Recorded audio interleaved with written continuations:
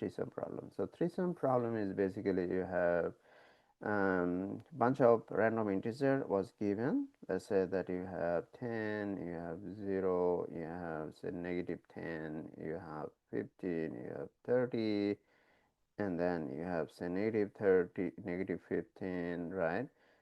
Like this, and then you need to find out, okay, how many threesomes are zeros. Threesomes means that, okay, you take any three of the items, okay, any combination of them, and then you check whether their sum is zero. So for example, in here their sum is zero, right? This, if you sum, their sum is zero. But if you say this one, and this one, no, their sum is not zero. So this and this, no, their sum is not zero. So you take all possible combinations and you see that, okay, how many sums are zero, right? um, so if you use the brute force approach, so let's see that in the brute force approach, what is the complexity, and then if you see that how we can apply the binary search here to improve the complexity, and what will be the improved complexity. Okay, so that's what we want to find. Okay, so that's your view is different right now. You just not want to solve it, but you want to see how efficiently you solve it. Okay, so we'll say we can write a brute force.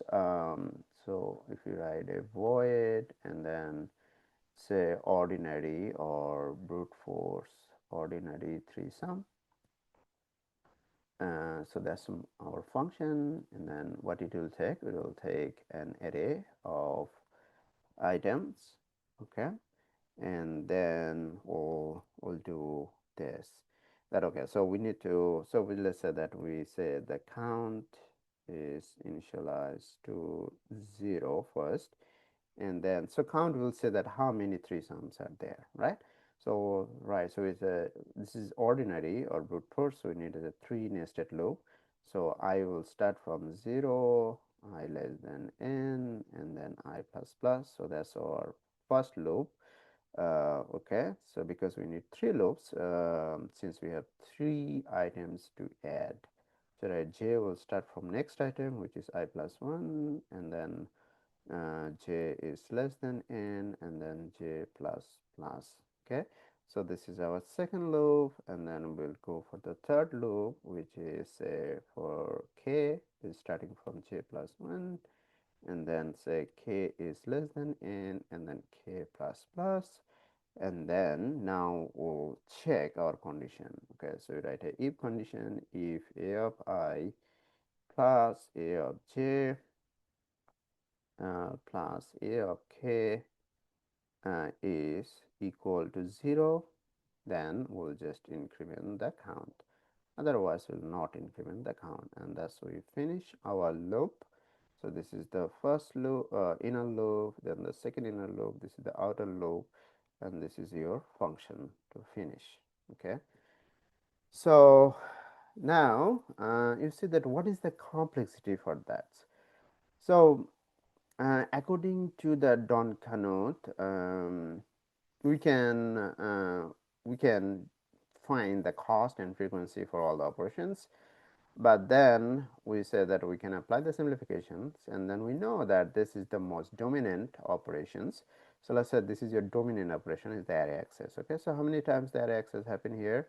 So how many times the if condition happens? So it's basically nc3, right? So this is the nc3.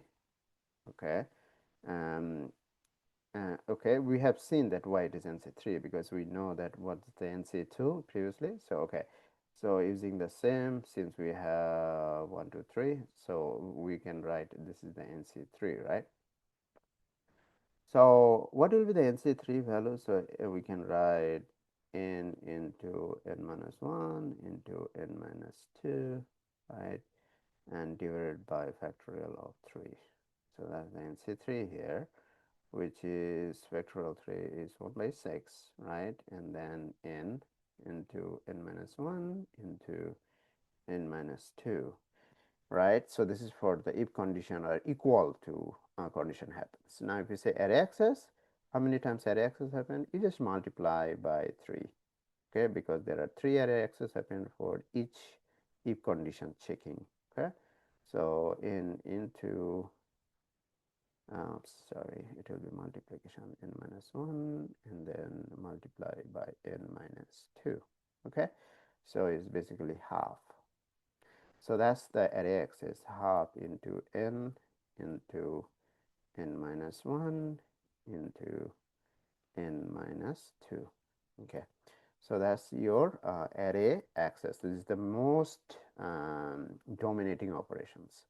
Now, if you apply the second simplification, so second simplification is that, okay, so if you multiply this, then you will get a term of half n cube, and then you will get some term of n squared, you will get some term of n, and then we can say that we can ignore the lower order term using the second simplification. So our tilde notation will be tilde half n cube. Okay, so that's our brute. So if you write say theta bound, so it's basically we can also ignore the constant, and then it's just the complexity is in cube. Okay, so in short, so for this one, the complexity is n cube. Okay, so this is the complexity. Now we see that how we can reduce this complexity if we apply the binary search. Okay, if you want to check that whether my derivation was right, I can quickly check that whether it was. See that we have uh, this is in cube, but I want exactly whether it was half. So this is the, yeah. So you see that the array axis was half n cube. Okay, so this is what I derived. Um, so and this is the if condition, and then this is the array axis. Okay. So now we want to see this one. Okay, so you see that here we say that we can reduce the complexity n square log n. So that's what we want to prove that. Okay, so let's go to XGNL to get some space, and then we want to prove here that efficient threesome. Okay, so we saw ordinary threesome, the complexity was n cube, right? Or you can write theta of n cube. Upper bound is also n cube. So this was for ordinary threesome solution. Now let's guess some better solution. Let's say that if you want to find a better solution, which is what is the better solution? So better solution is okay, you can say deluxe or or some modified one. Okay, let's try. Okay, so what it says that we can apply the binary search. Okay, so applying the binary search, we can reduce the complexity. Okay, for the threesome, the same problem, we'll solve the same thing. We'll find that how many threesomes are there, which will be your count. But this time we want to say that we want to reduce the complexity. Okay, and applying the binary search. Applying binary search. Okay, so how you can apply the binary search? So what is the precondition? The precondition is data need to be sorted. So let's say that we have random data, and then we added some sorting algorithm and then sorted it. So after the sorting, what you have? So after the sorting, you have said we have some negative value. They will come first. So this is the ascending order sorting. You have say 5, you have say 10, you have say 20, you have say 100. It's just some, I just pick some of them. Okay, and then what you need to do, we want how many threesomes are there, right? So instead of 3 nested loop, here we want to take a 2 nested loop. So we'll have I, and then we have j. Okay, and then we sum up them. Okay, we sum up. So basically what we want to sum up, so for example, if this and this you want to sum, so what is their sum? Is negative 15. Okay, and then what is our target? So our target is that we want to uh, see whether there is a 0 or not. That's our target, right? So our target is that their sum should be 0. So that's why we want to do 0 minus 15, which is positive 15. So what we want to do, we want to see that if there is a positive 15 in rest, sorry, so this is the positive 15. So we basically need to look for, yeah, we want to look for positive 15. So if there is a positive 15 in the rest, then we know that, so this is, their value is negative 15. So if you have a positive 15 in there, so if you sum, then it will be 0. Okay, so what you can think of, that we have a two nested loop for I start from 0, I less than n, and then I plus plus, and then we have a for loop here, which is j starting from I plus 1, and then j is less than n, and then j plus plus, and then we'll find the target. Okay, so what is our target? We are looking for an item which is 0 minus, and then we'll say a of I plus a of j, and so whatever that value is, so this is the target that we are looking. So we call the binary search. Okay, binary search, and then in the binary search we need to find our target, which is here, and then we need to find our array, right? So this is our array A, and then we can send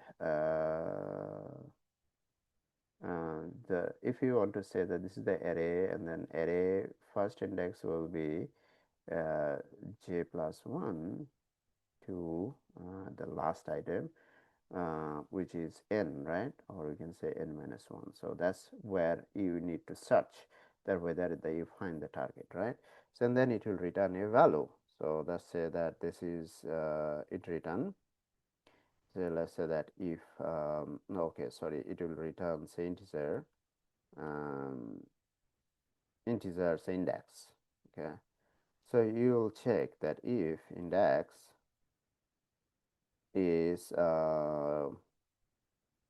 if index is not negative, right? So that means if index is greater than a negative value. Okay, so the negative, it will return negative when the item is not found, and if you found the item, then you basically increment the count plus plus. That's it. So that's the improved version. Okay, so here we have this and this two nested loop. Inside the nested loop we have a binary search. Okay, so think that what will be the complexity. uh, so this is a loop, this is a loop, this is the binary search, which is log n base 2.